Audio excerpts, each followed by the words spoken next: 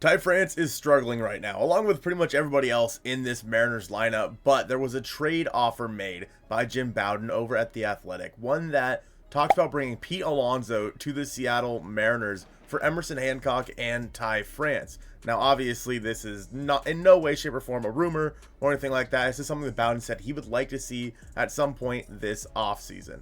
So let's take a look at how that would look for the Seattle Mariners and what Pete Alonso would bring to the table. Oh, and also, could this trade even happen? We should probably talk about that too. Now, we all know that Ty has been struggling this year, hitting 255, 314, 355 with an OPS plus of just 97. His slugging percentage at 355, that's rough. He only has 2 home runs with 8 RBIs, 26 strikeouts to 9 walks. And while those numbers are rough, let's just go ahead and look at Pete Alonso's numbers here. He's hitting 206, 295, 420 with a 107 OPS plus, 31 strikeouts and 14 walks. He does have 8 home runs with 16 RBIs. Now, looking at this, it's pretty easy to make the case for Pete Alonso. His OPS plus is higher. He has more home runs on the year. His batting averages, on base percentage are lower, but in the end, he looks like he's been the better player so far this year. You do have to keep in mind, though, that he is making $15 million or something like that more than Ty France. Pete Alonso is making $20-something million a year, whereas Ty France is making like 6.7 or something like that.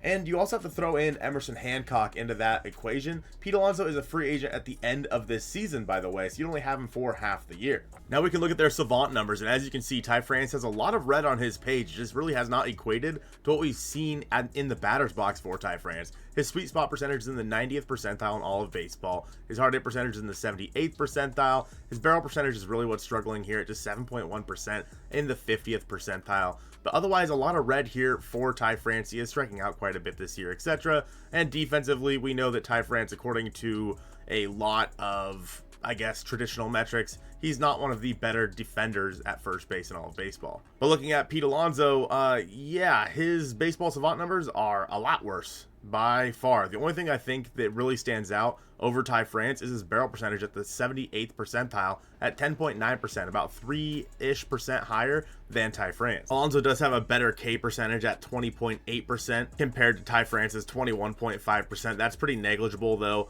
Again, Pete Alonso has a 9% walk percentage compared to Ty France's 7.4%. And Alonso's not going to light it up on the base paths either.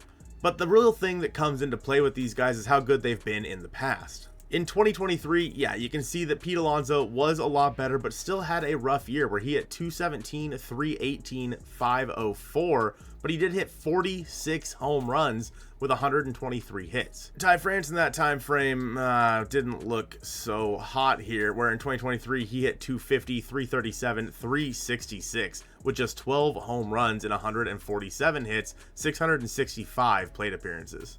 Looking at their numbers this year and last year, you can definitely say that Pete Alonso is the better player, I think. I don't think that Pete Alonso is so much of a better player that he should also cost you Emerson Hancock. If you could just do this trade 1-for-1 and not have to take on all the money of Pete Alonso, then sure. Or if like you could do the trade Ty France for Pete Alonso so that the Mets get like an extra year of control, sure. But the real problem comes with trading Emerson Hancock. And not because Emerson Hancock is crazy good or anything like that. It is because where would this team be right now without Emerson Hancock in this rotation with the Bryan Woo injury? They would have probably lost a couple of extra games in there just because Emerson Hancock has been a steadying force. Again, he's not great, but everyone's saying like, oh, well, the Mariners can just produce pitchers. It's not how that works. Yes, the Mariners are very good at identifying what pitches are good at and having them throw that pitch, for example. But giving up your number 6 guy, especially when we know that George Kirby has been a little bit sore lately with his knee and with his arm, it just doesn't make a whole lot of sense to give up somebody like Emerson Hancock, who has been pretty good for you so far this year. You also have the injury concerns with Bryan Woo still. He is coming back, yes, but hey, there are still injury concerns. He's had quite a colorful injury history throughout his professional career. And Emerson Hancock is really the only other guy right now who I think you can trust to come up to the major league level if somebody does get hurt and pitch, and you would be all right. We know that Jonathan Diaz has had a good time down there in AAA, but there's not a whole lot of guys right now in the upper levels of the Mariners minor league system that can make that jump to the major league level.